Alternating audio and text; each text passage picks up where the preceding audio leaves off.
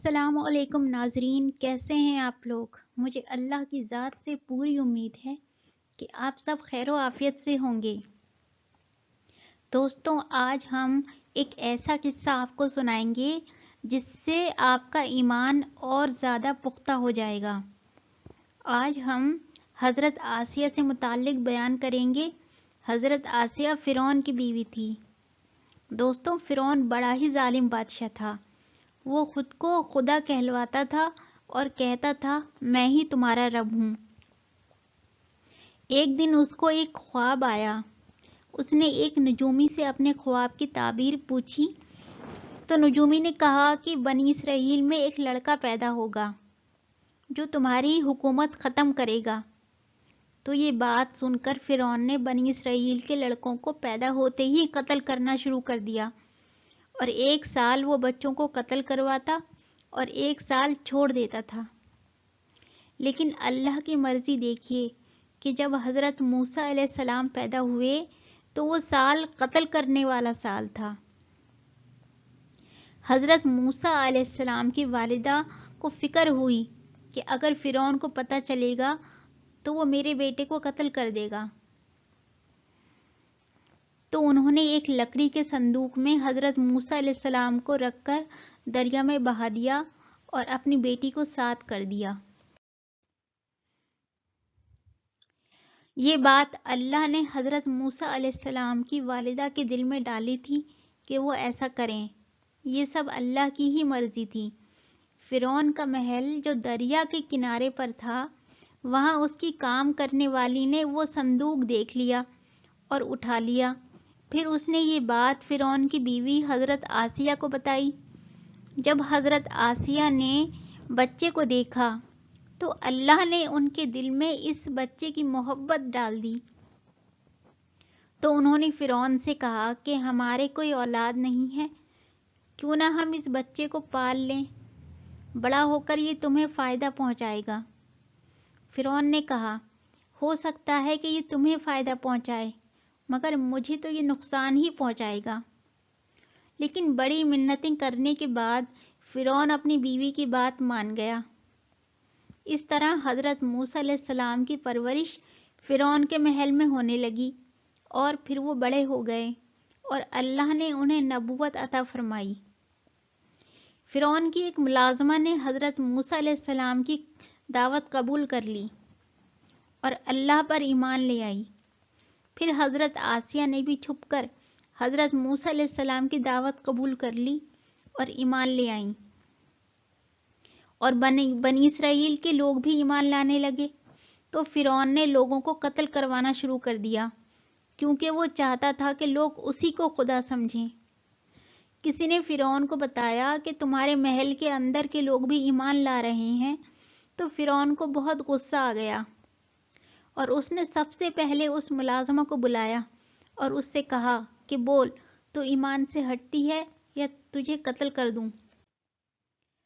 تو اس ملازمہ نے جواب دیا جو تجھے کرنا ہے وہ کر لے، میں اللہ پر ایمان نہیں چھوڑوں گی۔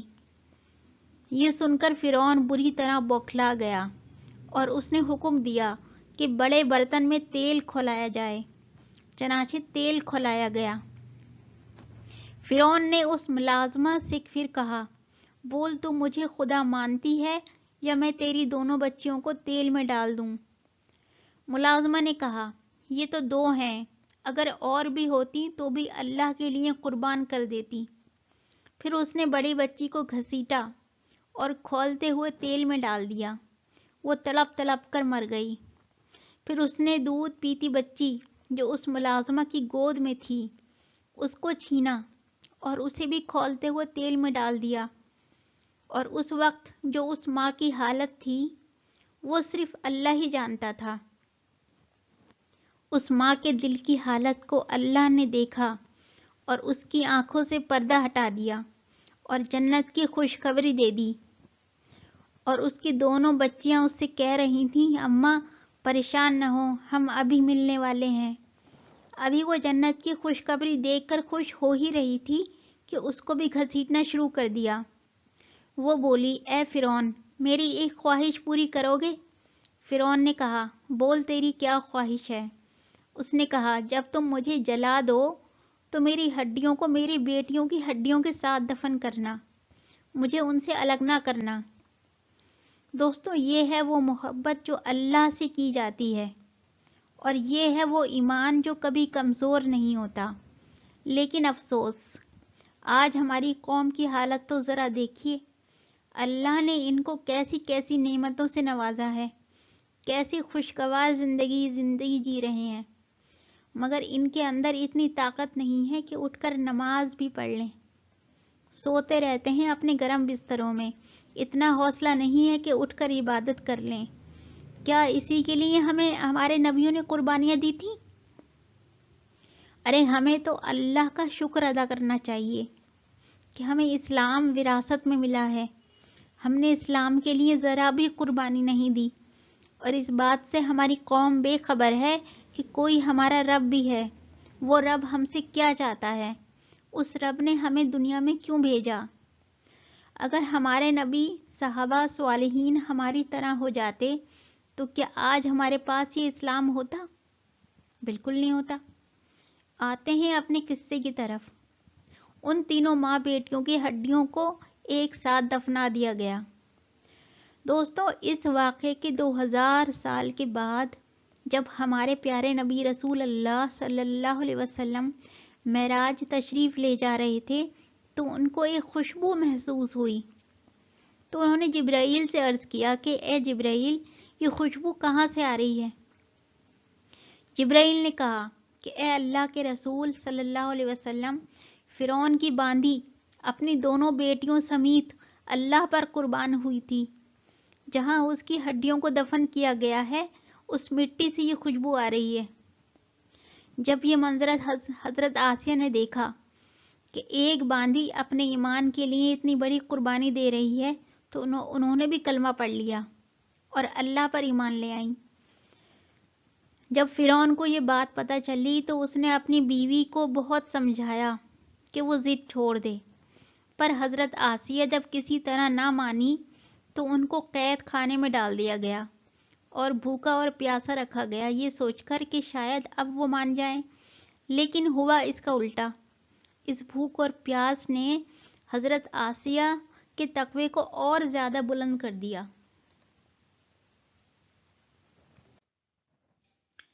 کئی دن اسی بھوک پیاس سے گزرنے کے بعد جب فرعون نے دیکھا کہ حضرت آسیہ اپنے ایمان پر قائم ہیں تو اس نے درندگی کی حد گزار دی۔ اس نے حضرت آسیہ کو لکڑی سے باندھ کر ان کے ہاتھوں اور پیروں میں لوہے کی کیلیں ٹھکوا دیں، تو حضرت آسیہ سے یہ برداشت نہ ہوا۔ انہوں نے اسی حالت میں اللہ سے دعا مانگی کہ یا اللہ، مجھے اپنے برابر میں جگہ دے دے، مجھے اپنے پاس بلا لے، اب یہ تکلیف برداشت نہیں ہوتی۔ تو ان کی دعا سے ساتوں آسمان ہل گئے اور اللہ نے اپنی رحمت دکھائی اور حضرت آسیہ رضی اللہ تعالیٰ عنہ کی آنکھوں سے پردہ ہٹایا اور جنت کا نظارہ کروایا، اور ان کی تکلیف ختم ہو گئی اور اسی حالت میں ان کی روح نکل گئی۔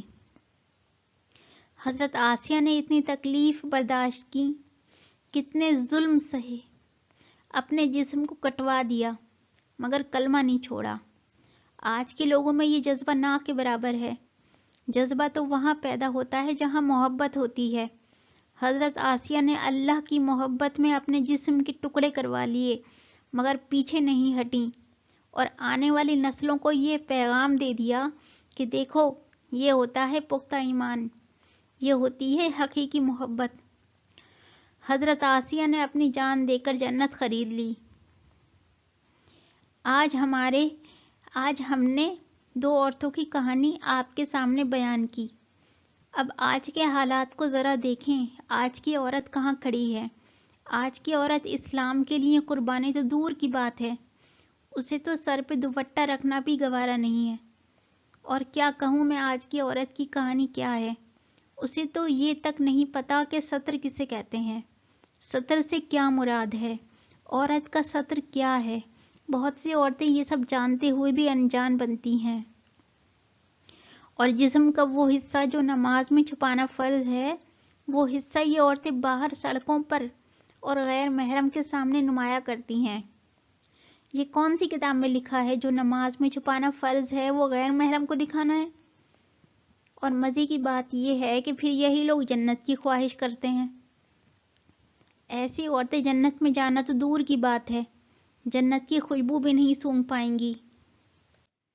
ذرا سوچئے 2 منٹ دھوپ میں نہیں کھڑا ہوا جاتا، جہنم کا عذاب ہمیشہ کے لیے کیسے برداشت کریں گی؟ بھائی ان کے اندر ہوگی اتنی طاقت کہ وہ برداشت کر لیں، ان کے رویے سے تو یہی لگتا ہے کہ وہ جہنم کا عذاب برداشت کر لیں گی۔ اللہ ہم سب کو نیک اعمال کرنے کی توفیق عطا فرمائے، آمین۔ اگر میری یہ کوشش آپ کو اچھی لگی تو آپ میرے ویڈیو کو لائک کیجئے، سبسکرائب کیجئے اور اپنے دوستوں کے ساتھ شیئر کیجئے۔ جزاک اللہ خیر۔